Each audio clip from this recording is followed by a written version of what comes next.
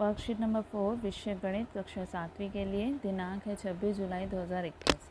आप अपना नाम लिखेंगे, अपने कक्षा अध्यापक का नाम लिखेंगे और बेटा वर्कशीट नंबर और डेट ज़रूर डालनी है वर्कशीट के ऊपर। तो हम शुरू करते हैं वर्कशीट। निम्न ज्यामितीय चित्रों को उनके नाम तथा दैनिक जीवन में दिखने वाले चित्रों से मिलान कीजिए। हमें इनको मिलान करना है। इनका नाम लिखा हुआ है और यहाँ पे देखो चित्र बने हुए हैं और नीचे इनके दैनिक जीवन के मतलब डेली लाइफ में क्या कौन से हो सकते हैं उसके उदाहरण वो उन्होंने चित्र बनाए हुए हैं। तो पहले हम इससे इनका मिलान करते हैं।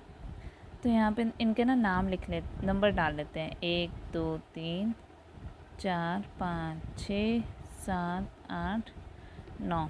ठीक है, तो पहला क्या है किरण। किरण हमें पता है एक बिंदु होता है, हमें पता है कि बिंदु कहाँ से शुरू हो रही है कहाँ तक जा रही है वो नहीं पता होता है। तो फर्स्ट हो गया किरण। फिर सेकंड बिंदु देखो, थर्ड समांतर रेखाएं जो कभी भी कट नहीं करती है। फिर चौथा है रेखाखंड जिसके दोनों बिंदु पता होते हैं, हमें दोनों अंत बिंदु पता होते हैं, वो रेखाखंड होता है। फिर प्रतिच्छेदी रेखाएं जो एक दूसरे को काट रही हैं, प्रतिच्छेदी रेखाएं। लंबवत रेखाएं जो 90 डिग्री पे काट रही होती हैं। फिर है रेखा। रेखा हो गई जो हम जितनी मर्जी बढ़ा सकते हैं दोनों तरफ से। फिर क्या है संरेखी रेखा। संरेखी बिंदु जो बिंदु एक ही रेखा पर होते हैं वो क्या होते हैं, संरेखी बिंदु होते हैं। जैसे 1 2 3 बिंदु है ना इस रेखा पर। फिर है संगामी रेखाएं। संगामी रेखाएं जब एक ही बिंदु से बहुत सारी रेखाएं आती हैं वो संगामी रेखाएं होती हैं। अब इनके उसकी डेली लाइफ के देखो एक उदाहरण देखो ये क्या हो गई, किरण हो गई। यहाँ आ रही हैं समांतर रेखाएं, ठीक है, और ये क्या हो सकती है, रेखा हो गई। फिर ये कौन सी हैं, इसमें हम यहाँ पे लिख सकते हैं ये समांतर रेखाएं भी हैं ऐसे ऐसे, ठीक है।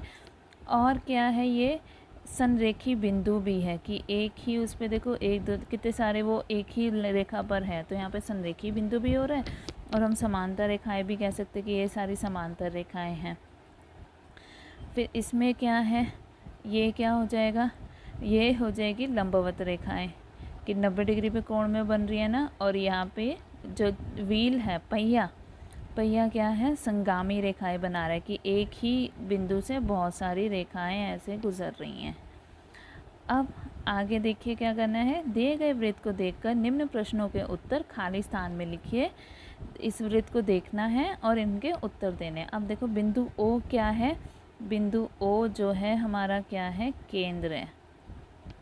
ए ओ बी क्या है, वृत्त के ऊपर दो बिंदु हैं जिन्हें ए बी, उसको ये रेखा मिला रही है और केंद्र से जा रही है, उसको क्या कहते हैं, व्यास कहते हैं, व्यास।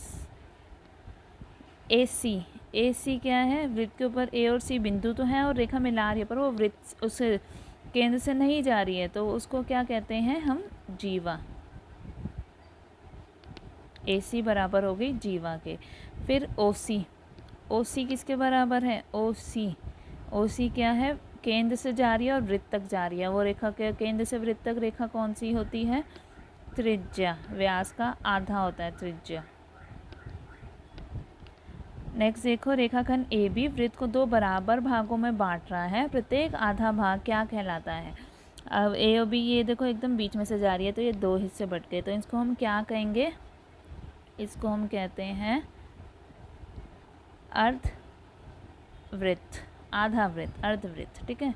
फिर रेखाखंड ए ओ किसके बराबर है, रेखाखंड ए ओ किसके बराबर है, ओ बी के बराबर है या बी ओ के बराबर, कुछ भी लिख दो, या ओ सी के बराबर भी है। ये तीनों बराबर है ना, केंद्र से वृत्त तक जा रही है ये तीनों रेखाएं, तीनों ही त्रिज्याएं हैं। बिंदु डी की स्थिति, डी क्या है, बाहर है।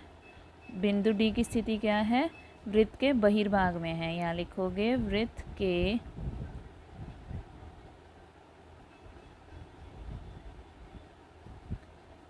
बहिर्भाग में, ठीक है, बिंदु के वृत्त के बहिर्भाग में मतलब बाहर है डी बिंदु। अब यहाँ पे आपके लिए एक एक्टिविटी दी हुई है, अपने घर में से उन वस्तुओं के नाम लिखें जिनके द्वारा आप एक वृत्त बना सकते हैं। वो चीज़ें देखो अपने घर में जिससे आप वृत्त बना सकते हैं। और साथ ही अपने आसपास से कोई दो स्थितियाँ ऐसी लिखनी है, कोई सिचुएशन तो ऐसी लिखनी है जहाँ आप वृत्त बनता हुआ देख रहे हो कि जहाँ वृत्त बन रहा है वो आपने यहाँ पे लिखने हैं, ठीक है। अब ये जल्दी से काम पूरा करेंगे अपनी कॉपियों में और अपने टीचर्स को भेज देंगे।